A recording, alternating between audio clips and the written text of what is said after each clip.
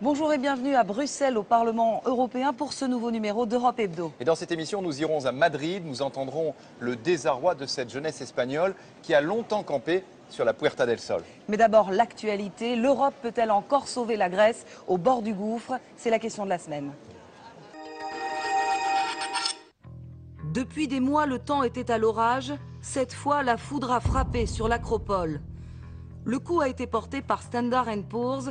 L'agence de notation a abaissé de 3 crans la note de crédit à long terme du pays, à 2 crans seulement du défaut de paiement. En clair, plus personne ne croit Athènes capable d'honorer ses obligations. Le pays croule sous le poids d'une dette sans fin.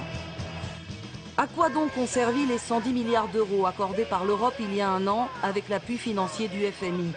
Et les nouveaux milliards de rallonge promis aujourd'hui suffiront-ils à sauver le pays? Car les aides de l'Europe et du FMI sont données à une condition, la promesse d'une extrême rigueur. Mais jusqu'à quand? Le peuple crie sa colère contre les mesures d'austérité imposées par le gouvernement, des efforts dignes des 12 travaux d'Hercule. Le chômage explose, les ressources se tarissent et les pauvres n'ont plus rien à donner. L'État a beau privatiser les banques, les services publics et les plages, rien n'y fait, le mur de la dette est là et le pays au bord du gouffre. Alors, peut-on encore sauver la Grèce?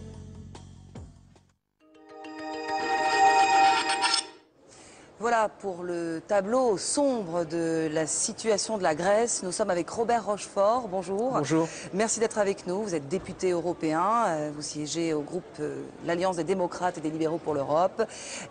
Vous êtes économiste, sociologue. Vous avez plusieurs casquettes. Alors, parlons franchement. Les Grecs aujourd'hui sont confrontés à une dette colossale. Est-ce que vous pensez qu'aujourd'hui Athènes a les moyens de rembourser cette dette gigantesque, ou alors est-ce que c'est la faillite qui est annoncée? En tout cas, nous, l'Europe, nous avons tout à fait les moyens de venir en aide à la Grèce. La Grèce, d'ailleurs, si on rajoute le Portugal et l'Irlande, sont des pays très très importants, mais leur poids économique global par rapport à l'ensemble de l'Union, c'est 6%. Donc si les autres pays de l'Union, en particulier ceux qui ont des économies plus fortes, sont capables de s'entendre entre eux, et c'est la question de ces jours-ci, évidemment on peut sauver la Grèce, et évidemment il faut sauver la Grèce. Simplement, il faut que la Grèce ne soit plus avec des taux d'intérêt qui sont des taux d'intérêt trop élevé, il faut que la dette soit plus étalée dans le temps, et puis il faut surtout que le peuple grec, on vient de voir quelques images, il faut que le peuple grec ait des perspectives positives, c'est-à-dire qu'on soit capable de proposer autre chose que simplement les pleurs et les larmes, c'est-à-dire qu'on soit en même temps dans un sentier de dynamisation de la croissance, évidemment. Alors vous dites aujourd'hui, l'Europe a encore les moyens de sauver la Grèce, il faut le faire, mais en même temps, il y a un an, on s'en souvient, la situation était déjà catastrophique dans le pays. L'Europe a volé au secours d'Athènes avec un plan gigantesque de 110 milliards d'euros. Que sont devenus ces 110 milliards d'euros? Évidemment, ça n'a pas suffi, parce qu'aujourd'hui, elle s'apprête à mettre la même somme sur la table. Ils n'ont pas été suffisants, et la même somme va être mise sur la table. Mais vous voyez bien que ça dépend comment cette somme est organisée. À quel taux d'intérêt? Est-ce que, par exemple, on ne pourrait pas faire en sorte que cette dette grecque devienne une dette européenne, en euros, une dette globale, une dette de l'Union européenne et pas simplement une dette de la Grèce, c'est-à-dire qu'il y ait un élément de solidarité plus fort qui soit fait vis-à-vis de la Grèce, avec des taux d'intérêt qui seraient plus faibles. Mais évidemment, il faut aussi que la Grèce s'engage dans des réformes. Des choses se font en Grèce, des choses sont en train de démarrer. Mais évidemment, si on voulait avoir en quelques mois l'intégralité de la mise en place du plan de rigueur, alors que le taux de chômage chez les jeunes, le taux de chômage en Grèce, il avoisine les 50%, on n'est pas loin des 50%. C'est évidemment tout à fait dramatique. Est-ce que vous pensez que cette solution que vous proposez, par exemple, de plus de solidarité européenne, est-ce que vous pensez que les Allemands seraient prêts à faire ce geste, à aider comme ça C'est la question difficile. Vous savez que les Allemands veulent, la question principale, ce qu'ils veulent, c'est qu'il y ait une partie dans le fond, des prêteurs privés, des banques privées qui soient associées, comment dire, au destin de la dette grecque. Ça, c'est une bonne solution pour vous? Écoutez, je ne pense pas que c'est la solution idéale, mais je pense que l'Union européenne est tombé d'accord sur le principe et après, comme très souvent en Europe, ce qui coince, c'est de savoir comment on le fait d'un point de vue pratique. Mais ce que je voudrais dire, et qui est pour moi le plus important, c'est qu'on ne sortira de cette crise en Grèce comme dans tous les pays d'Europe du Sud et aussi en France d'ailleurs, que s'il y a une politique différente qui consiste par exemple à faire en sorte que l'euro ne soit plus défendu dans sa cotation par rapport au dollar. Nous sommes à 1,40 $, il faudrait que nous soyons à 1,20, 1,15, 1,20 pour que nous soyons dans des parités équitables qui permettent de relancer les productions en Europe, qui permettent de relancer des exportations et donc qui stimulent l'économie grecque, y compris d'ailleurs dans sa composante touristique, artisanale ou un certain nombre de composantes industrielles. Donc si nous ne faisons pas à côté de cela une politique, comment dire, qui soit une politique beaucoup plus de soutien à l'activité, qui passe en particulier par un cours, qui soit un cours plus équitable avec le dollar, nous n'arriverons à rien. Donc la Grèce finalement, elle est une maquette, elle est un modèle réduit et nous voyons que si nous ne prenons pas les décisions qu'il faut, c'est en fait l'ensemble de l'Europe qui se retrouve malade. Un modèle réduit peut-être, mais en attendant, la situation semble très grave sur place. La population se mobilise. Ils disent, on en a marre de faire des efforts, nous n'avons plus rien, plus d'argent à donner. Est-ce que la situation peut dégénérer quand il y a une colère sociale qui monte Oui, bien sûr. En Grèce et ailleurs aussi.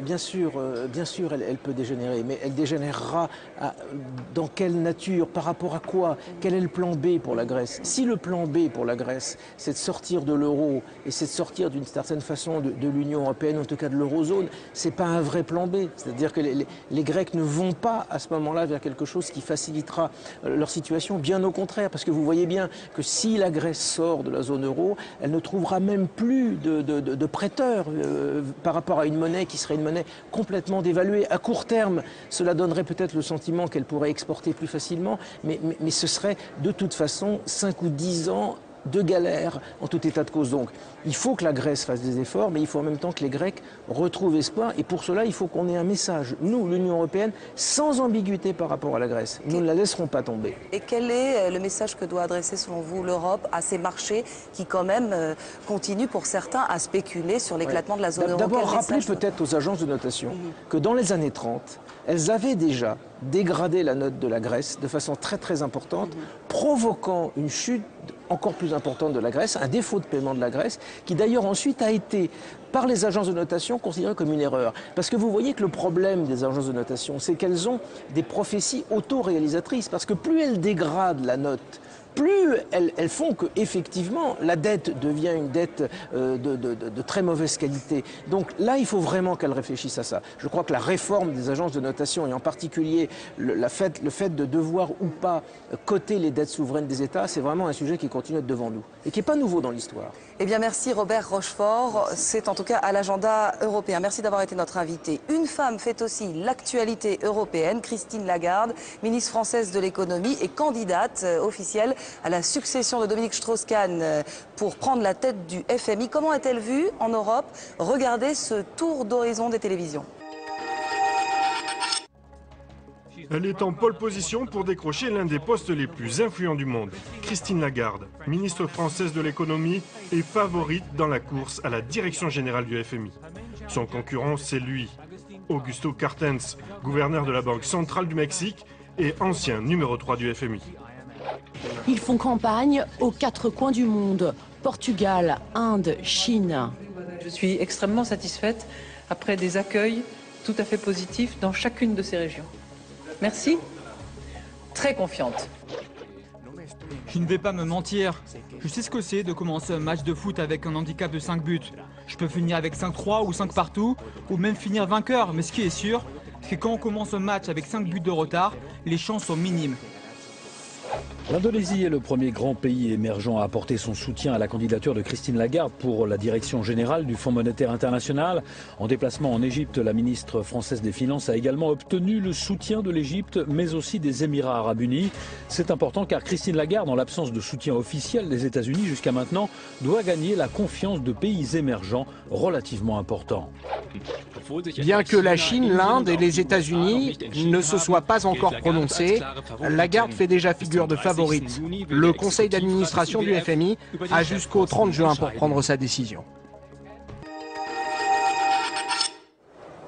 Voilà, et pour commenter ces images avec nous, Christophe Garage, bonjour. Bonjour. Vous êtes journaliste européen, vous suivez ici à Bruxelles les affaires européennes. Alors Christine Lagarde, grande favorite, mais est-ce que pour autant les jeux sont faits? Moi, ce que je constate, c'est qu'aujourd'hui, il y a une quasi-unanimité du côté des Européens. Quelle que soit la grandeur des pays, et surtout l'Allemagne, a finalement accepté de soutenir Christine Lagarde, non sans hésiter. On a vu aussi des hésitations du côté des Belges, on a vu une tentation polonaise. Puis très vite, il s'est avéré que le candidat devait être un candidat issu de la zone euro, et donc les jeux se sont resserrés autour de Christine Lagarde. Vous avez été dans les coulisses de ce fameux sommet de l'Eurogroupe où déjà le nom de Christine Lagarde circulait, à peine l'annonce faite de l'arrestation de Dominique Strauss-Kahn.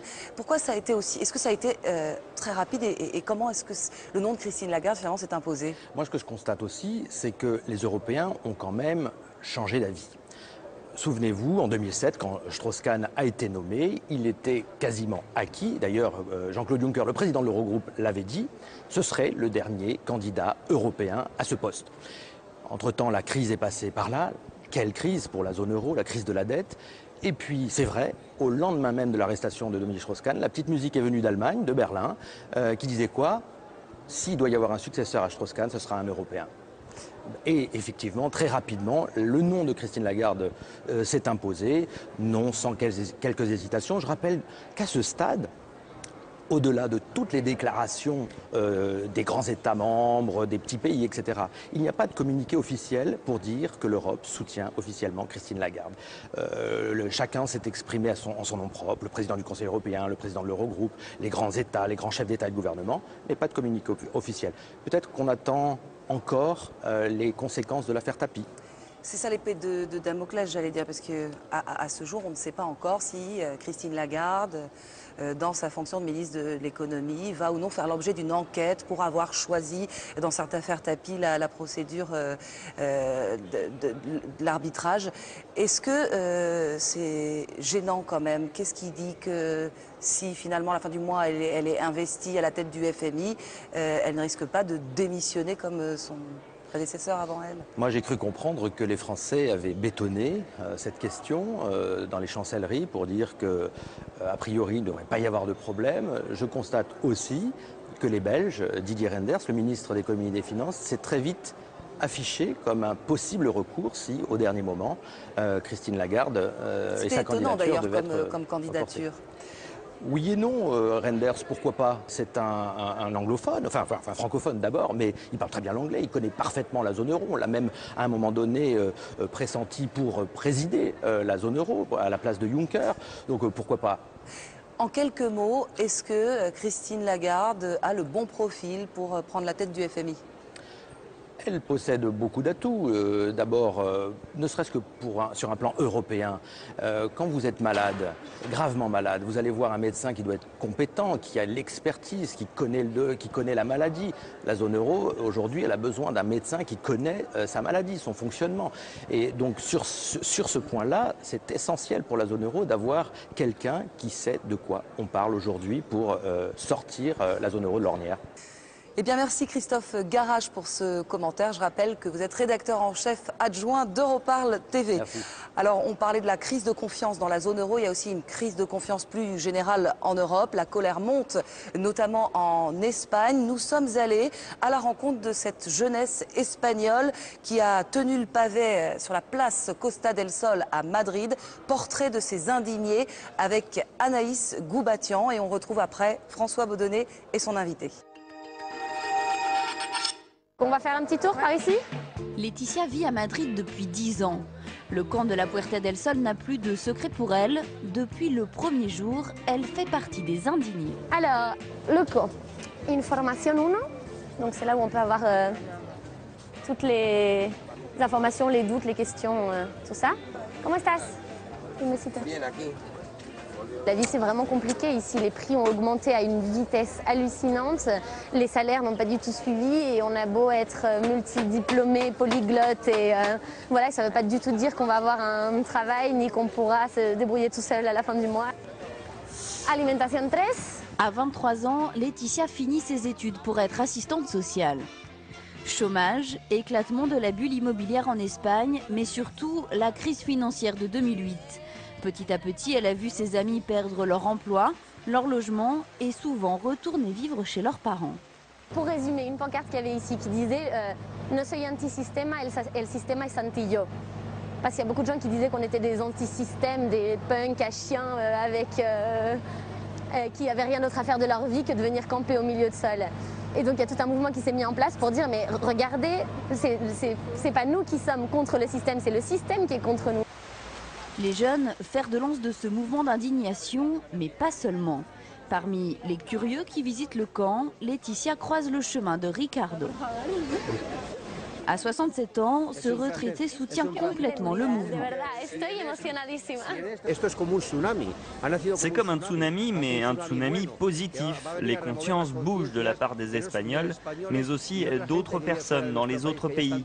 Ici, il y a beaucoup de problèmes, plus que dans d'autres pays industrialisés. Il y a le chômage qui touche surtout les jeunes. Les jeunes ne peuvent pas trouver de logement parce que leurs salaires sont trop bas, en dessous de la moyenne européenne. Le salaire minimum en Espagne est de 630 €. En France, il est 2 fois plus élevé. Mais par-dessus tout, les indignados reprochent à leurs dirigeants politiques de vivre dans un autre monde qu'eux, de ne pas comprendre leur réalité. Un sentiment qui pousse beaucoup d'Espagnols à venir signer la pétition de soutien au mouvement. Je crois qu'ils ont raison. Le monde ne peut plus avancer comme ça. Nous sommes en train de le détruire. Et dans ce pays, par-dessus tout, il y a une quantité incroyable de personnes corrompues. Le problème, c'est que les gens leur ont fait confiance et ont voté pour eux, donc la situation empire. La corruption, c'est la responsable de la disparition de la démocratie. Il y avait une passivité très grande par rapport au pouvoir public qui est censé nous représenter. Et en fait, non seulement on ne se sentait pas représenté, mais en plus on n'avait pratiquement aucun intérêt pour ce qui se passait. C'est ah bon, bah d'accord, ils ont fait ça, ah d'accord, ils ont voté ça. Et en fait, depuis 3 semaines, partout dans le métro, absolument partout, on entend des gens parler de la politique, de ce qui devrait se faire, de ce qui devrait changer. Et donc rien que pour ça, je pense que le mouvement a déjà un avenir. Mais les indignés sont de moins en moins nombreux dans le camp. Au bout de 3 semaines, il est temps de quitter la Puerta del Sol. Une décision difficile à prendre et largement discutée en Assemblée générale.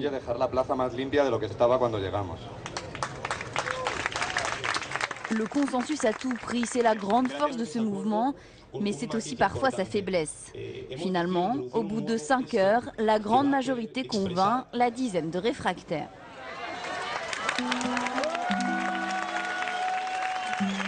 Soulagée, je suis soulagée dans le sens où on avait vraiment besoin d'une date de départ parce que ça devenait trop compliqué à gérer depuis l'intérieur. Et donc ça est réglé. Maintenant qu'on a une date de départ, on va se centrer sur comment rester dans les quartiers et ça c'est vraiment l'idée du mouvement. Sol s'en va mais ne s'éteint pas, c'est en tout cas ce qu'ils espèrent tous. Des comités de quartier ont été créés partout en Espagne pour lutter et pour faire remonter les problèmes. Difficile de dire aujourd'hui si ce mouvement aura de réelles répercussions sur la vie des Espagnols, s'il fera vraiment bouger les choses. En tout cas, un espoir est né chez beaucoup de jeunes. Gracias. Hasta luego.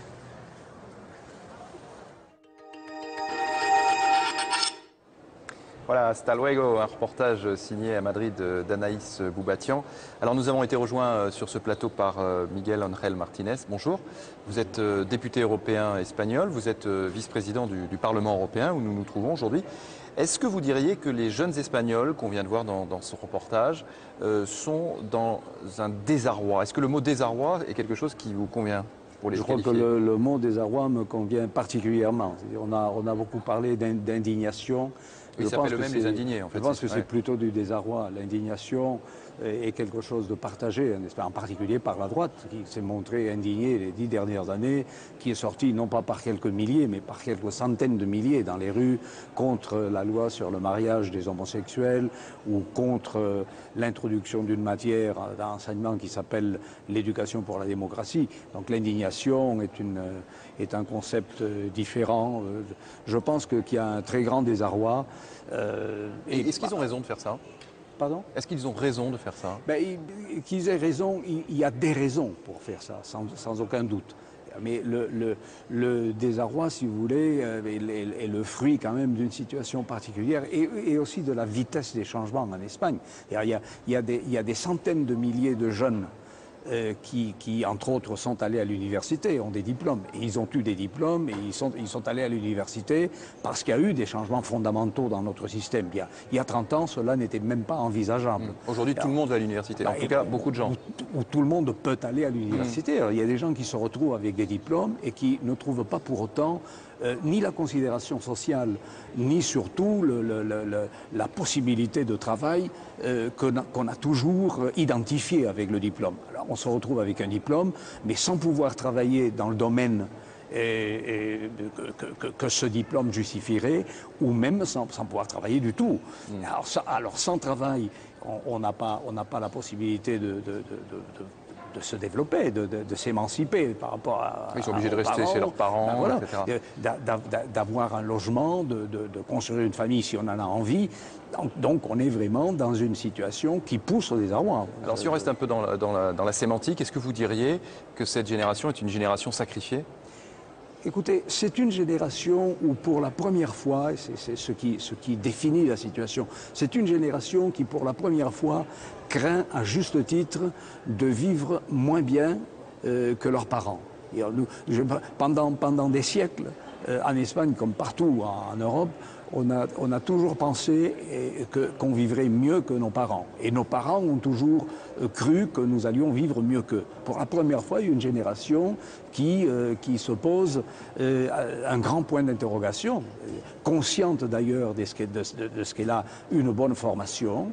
Elle vit dans une situation d'insécurité quant à son avenir. Et à juste titre, elle pense que probablement elle va moins bien vivre que ses parents, que ses grands-parents. L'une des raisons évidemment de ces manifestations de mécontentement et de désarroi, c'est le chômage des jeunes qui est très marqué en Espagne. Il est également marqué, alors un peu moins heureusement, mais en tout cas dans le reste de l'Europe. Est-ce que vous pensez que la situation espagnole, ce désarroi des jeunes espagnols, est le même un peu partout en Europe? Je pense qu'il est le même dans des contextes différents. Moi, je retrouve chez ces jeunes, et je retrouve avec une grande nostalgie et avec une grande tendresse des choses que j'ai vécues en 68 à Paris. C'est comparable. C'est comparable dans ce sens qu'il y a le même réflexe de refus d'une société absolument injuste, et injuste à leur égard aussi, mais injuste sans jamais se poser la question. Nous, on a des possibilités que nos parents n'ont jamais eues. C'est-à-dire, leurs parents avaient un train, on prenait le train et une petite valise en carton souvent pour s'en aller travailler en France, en Angleterre, en Allemagne, en Belgique. Là, la chose ne se pose pratiquement pas pour ces jeunes. Mais 68, on a vu, enfin je dirais ce que ça a donné après. Là, ça peut déboucher sur quoi les indignés qui sont alors en Espagne, on sait qu'ils sont aussi à Athènes. Ça fait déboucher, d'abord, moi je crains que ça fasse déboucher, comme d'ailleurs mai 68 à Paris, ça fait déboucher sur des raz-de-marée qui amènent la droite, et la droite la plus dure au pouvoir.